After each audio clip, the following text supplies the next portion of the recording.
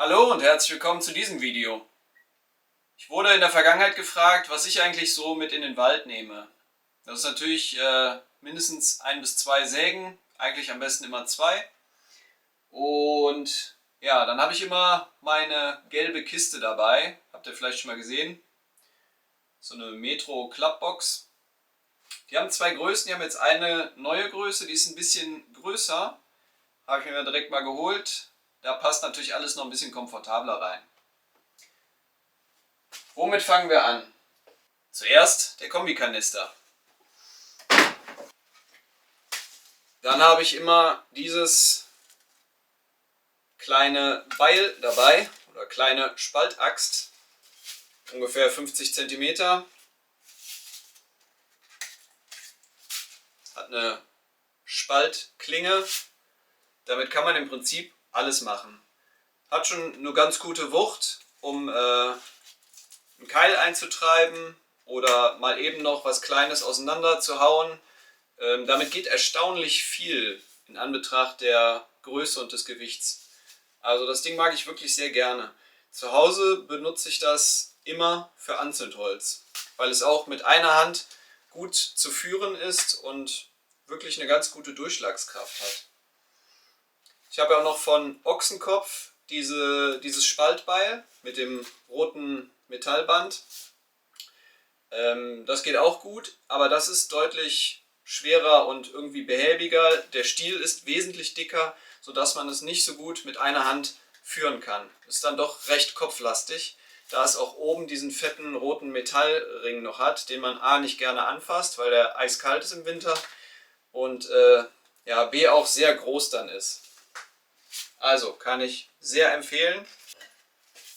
Dann zweites unverzichtbares Tool, 50 cm Sappi, tausendfach benutzt, sehr bewährt, kommt auch in die Kiste.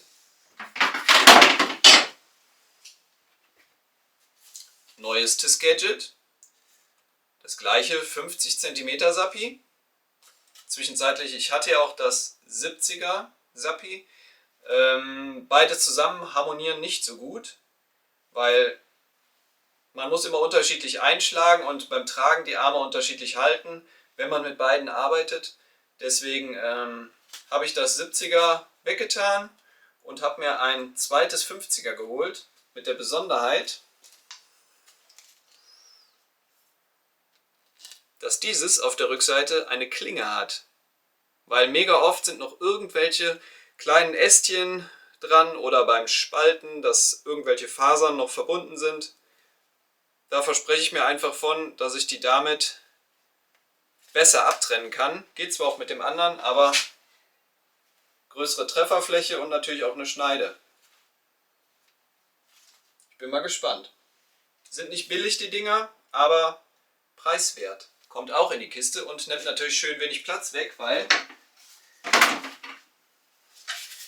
zweimal die gleiche Größe. Super leicht, super handlich. Die kleine Axt kennt ihr auch.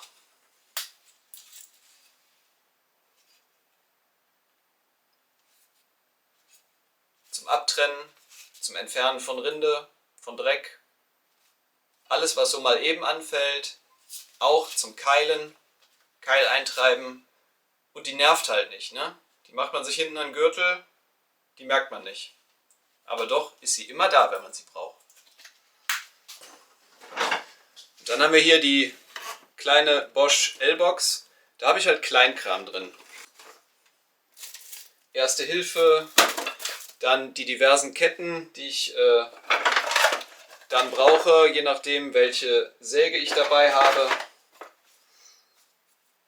Die Spülbürste zum Reinigen der Motorsäge.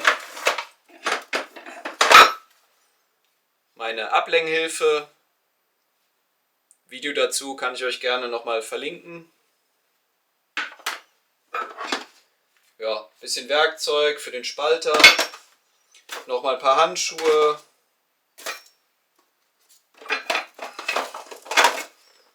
In diesen Boxen hier habe ich auch nochmal Ketten drin, weil irgendwann gehen die Kartons halt auf und ja, die finde ich ganz super von der Passform, von der Größe, stabil.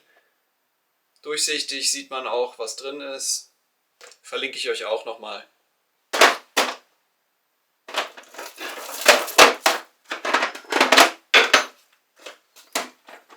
Hier habe ich auch immer noch einen Spaltkeil drin. Einfach auch als Reserve, falls ich die anderen vergesse. Dann nochmal hier die kleine Box. Reservekerzenschlüssel. Nutauskratzer, ein paar Holzkeile noch. Und den Tourniquet. Falls sich mal jemand ordentlich verletzt. Was wir nicht hoffen wollen. Das kleine Beil passt auch noch mit hier rein. Je nachdem wie viele Ketten ich dabei habe, kann ich hier noch das 2-in-1 Feilentool reinpacken. Das ist immer so ein bisschen bedarfsabhängig. Ein paar Keile.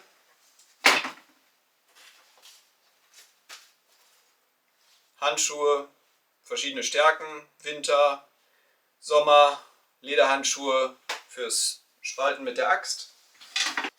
Und dann noch mein Gürtel, wo ich mir die Axt hinten reinpacke und den Kerzenschlüssel dran habe. Und hier den Fiskars Packhaken, auch immer am Start, wenn man nicht am Holzräumen ist mit den Sappis, sondern im Gefecht mit der Säge. Mal eben rausziehen, packen, wegziehen. Immer viel geilerer Grip, als wenn man irgendwie mit der Hand, mit dem nassen Handschuh irgendwo das nasse Holz versucht hin und her zu ziehen, wo man keinen Pack anhat und nur abrutscht und weiß nicht, kein Bock. Da ist der wirklich super. Es gibt ja auch diese Packzangen. Habe ich mir jetzt noch nicht geholt, weil die sind ja sehr auf den Durchmesser begrenzt. Da finde ich das einfach universeller. Und ansonsten arbeite ich halt mit den Sappis super gerne.